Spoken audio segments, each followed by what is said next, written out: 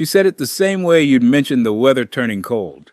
Casual, almost bored, like she was reading from a grocery list.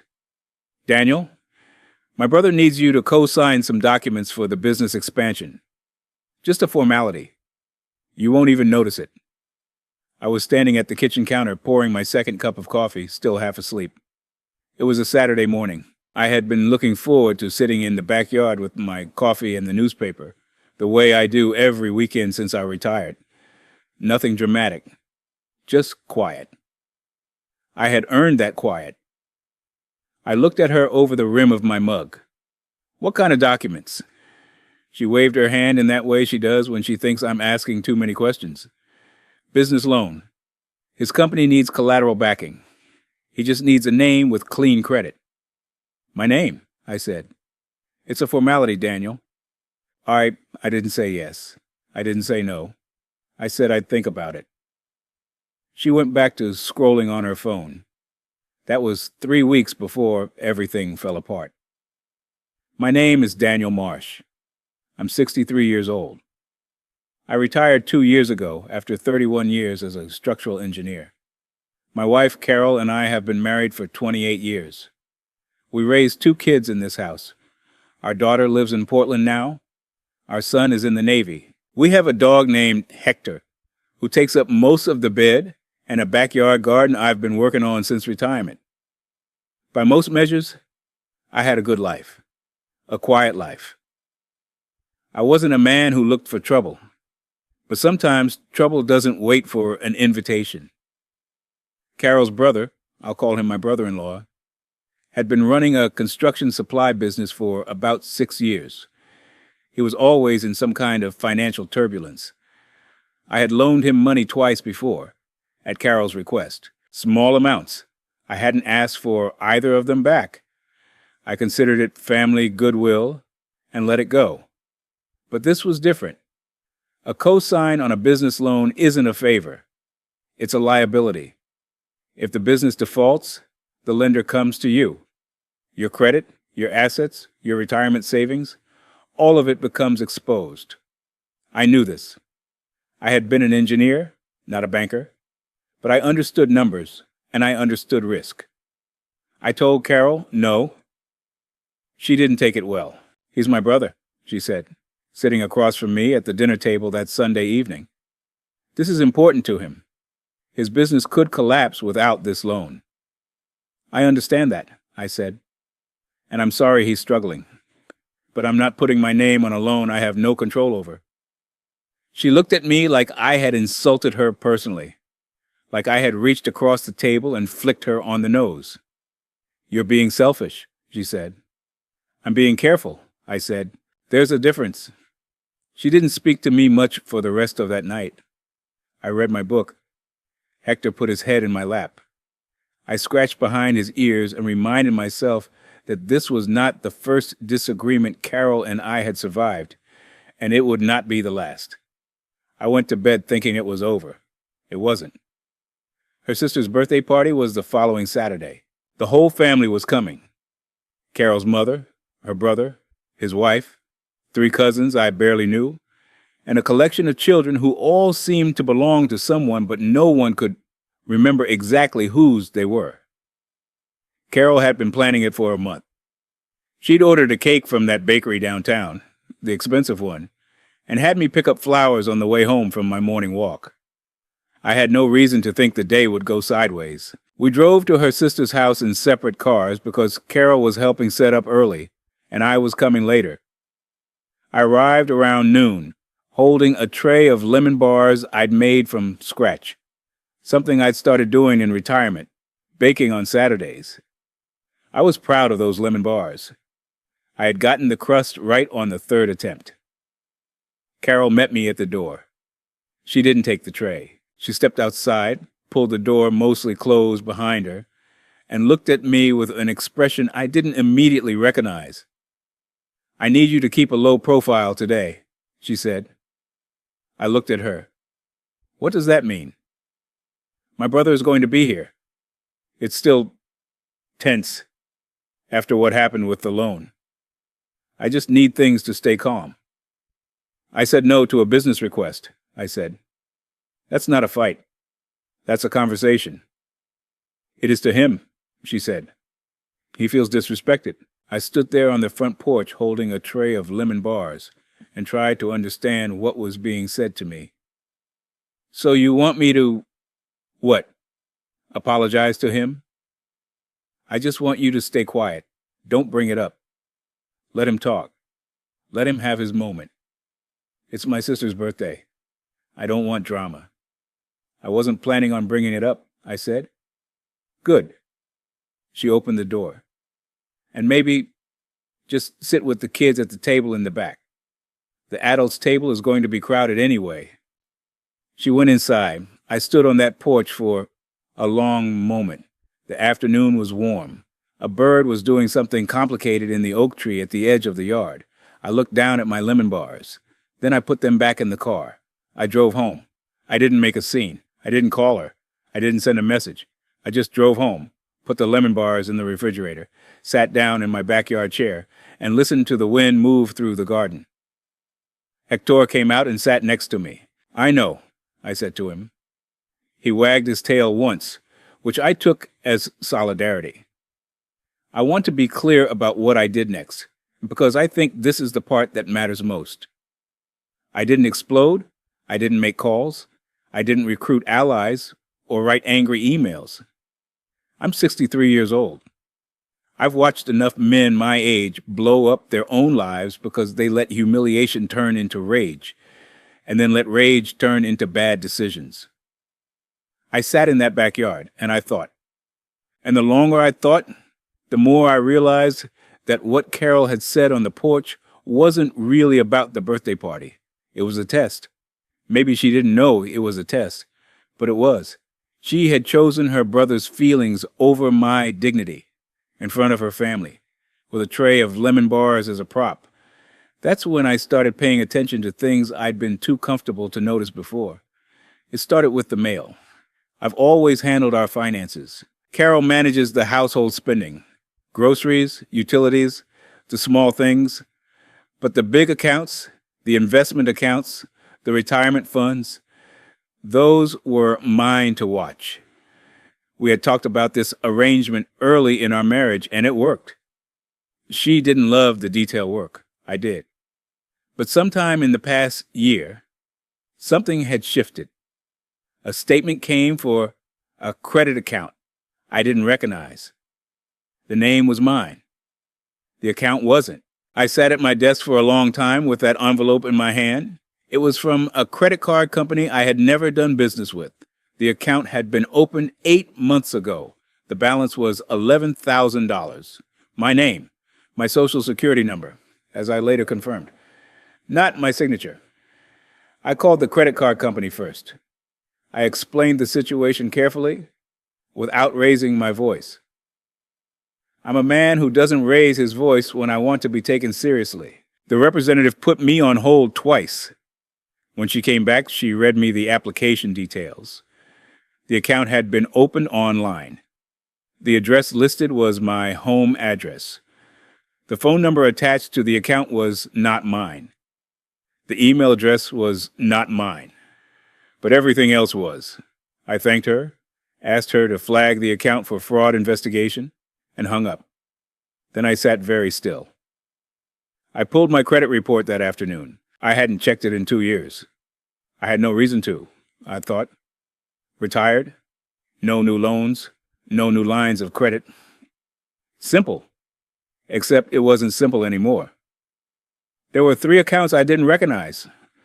Total exposure, just under $40,000. All opened within the past 11 months. All bearing my name, my social, my address. One of the accounts had been used to make a payment to a business. I won't give you the business name. But I recognized the industry. Construction supply. I sat with that for a long time. I want to tell you that I immediately knew what to do. I want to say I was calm and methodical and decisive from the start. Honestly, for about 2 hours, I was none of those things. I walked around my house. I went into the backyard. I came back in. I made a cup of tea and didn't drink it. I looked at the photographs on the shelf in the hallway. 28 years of them. Beach vacations, Christmases, our kids' graduations. Hector as a puppy, absurdly small. Then I called my attorney. His name is Gerald. I've known him for 15 years.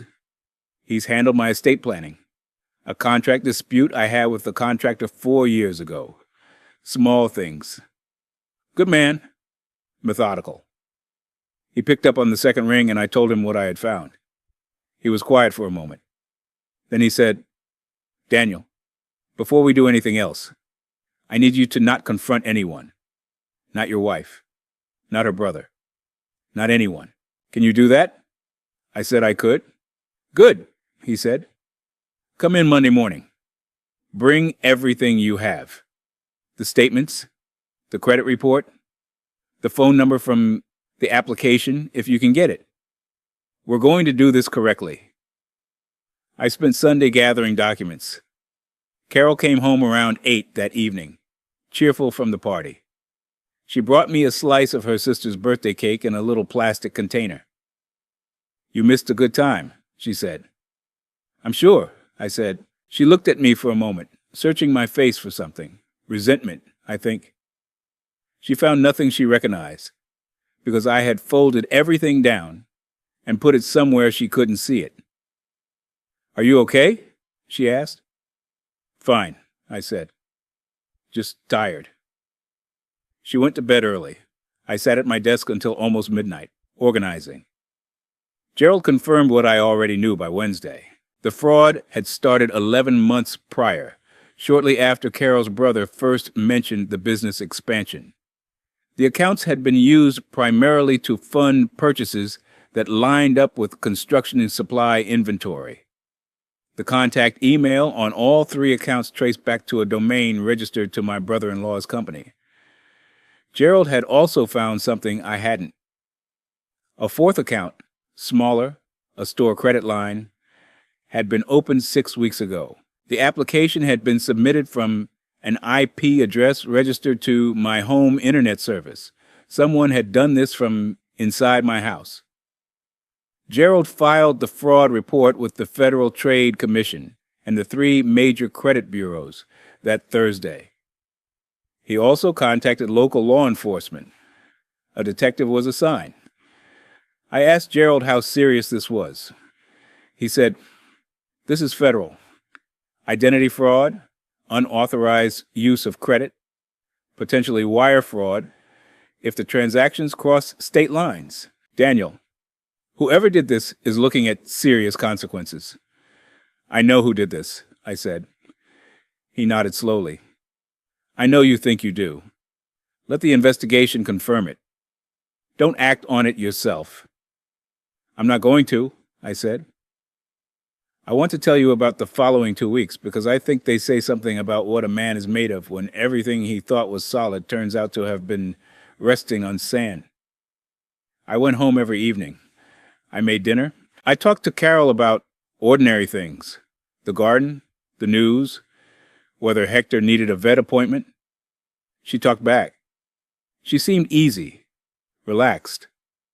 Either she didn't know, or she had made a decision about what she was willing to live with. I wasn't sure which was worse. On a Thursday evening, about 11 days after I had filed the report, my phone buzzed. It was a number I didn't recognize, but I recognized the name when the detective later told me who it was. My brother-in-law had been contacted for questioning. He called Carol that same evening. I was in the other room and could hear her half of the conversation, which started confused and ended in something close to panic. She came into the living room where I was reading. "Did you call the police on my brother?" she said. I closed my book. I had been expecting this. I had been preparing for it for 2 weeks. I reported identity fraud, I said. Someone opened 3 credit accounts in my name and used them to fund what looks like construction inventory purchases. The investigation found evidence connecting it to your brother's business. She stared at me. Her face did something complicated. "You could have talked to him," she said. "You could have talked to me." No, I said, and my voice was steady. Someone used my name, my credit, my social security number to steal $40,000 from lenders while attaching the liability to me. That's not a conversation. That's a crime. He needed help, she said. He didn't know what else to do. I looked at her for a long moment. And you? I said. She didn't answer. Did you know? I said. She looked at the floor, then at the wall, then at me. I found out about 2 months ago, she said quietly. The room was very still. And you didn't tell me, I said. He's my brother, she said. He begged me not to say anything. He said he was going to pay it back. He said, Carol, I said. She stopped. He committed a federal crime using my identity. You knew, and you stayed quiet. And then you asked me to co-sign a legitimate loan, which would have given him access to even more resources in my name. I paused. Did you think I wouldn't find out? She started crying. I handed her a tissue. It was a reflex. 28 years of handing the woman I love a tissue when she cried. Then I stood up. I'm going to stay at my brother's house for a while, I said. Gerald will be in touch. My brother lives 40 minutes away in a house that is too big for one man, but that he has filled with bookshelves and a workshop in the garage. He's 71, widowed. He made me coffee and didn't ask too many questions. That's the thing about men who are older than you. The good ones know when to talk and when to let the quiet do the work. I stayed 3 weeks. The investigation moved forward. My brother-in-law was formally charged. 3 counts of identity fraud. 1 count of unauthorized use of credit. The DA was evaluating the wire fraud angle. Carol called me 4 times in the first week. The calls went from angry to pleading to something that sounded almost like remorse. I listened to each one. I didn't hang up on her. But I also didn't come home. On the 15th day, she called and said, I'm so sorry, Daniel. I know what I did. I should have told you. I should have stood up for you. I chose the wrong thing, and I know it. I believed her. I did.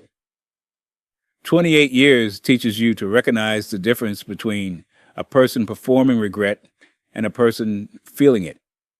But belief and trust are not the same thing. And trust, once it breaks in a particular way, doesn't always heal back to what it was. Sometimes it heals into something new and smaller. Sometimes it doesn't heal at all. I told her I needed more time. She said she'd wait. The lemon bars were still in the refrigerator when I went back to get some clothes. I'd forgotten about them. I stood at the open refrigerator looking at that little container for a long moment. 9 days old. Past the point of being good to eat. I threw them out. It felt like throwing out a version of myself that was too trusting, too comfortable, too willing to carry a tray of goodwill onto a porch and be handed an insult in return. I don't mean that bitterly, or maybe I do, a little. That's allowed. Here is what I know now, at 63, after everything. A man's dignity is not loud. It doesn't announce itself. It sits quietly in the decisions he makes when no one is watching, when he could make a scene and chooses not to, when he could retaliate and chooses to go through proper channels instead, when he could collapse under the weight of betrayal and chooses to stay upright. I did not handle this perfectly. I spent 2 days in paralysis before I called Gerald. There were moments in those 3 weeks at my brother's house when I woke up at 3 in the morning and the grief of it hit me like a cold front. Not just what my brother-in-law did, but what my wife chose. The silence she kept. The side she chose when she thought no one was looking. But I'm still here. Carol and I are in counseling now. I won't tell you how that ends because I genuinely don't know yet. We are 2 people sitting across from each other trying to figure out if the bridge between us can be rebuilt from what's left. Some days I think yes. Other days I'm not sure. My brother-in-law took a plea deal. I won't share the specifics, but there are consequences. The kind that follow you on paper for a long time. My credit has been fully restored. Gerald was thorough. The garden is doing well. I planted new tomatoes last month. Hector has claimed the warm spot near the back fence as his own. And the lemon bars. I've made them twice more since then. Because some things deserve another try. You just have to make sure the crust is right.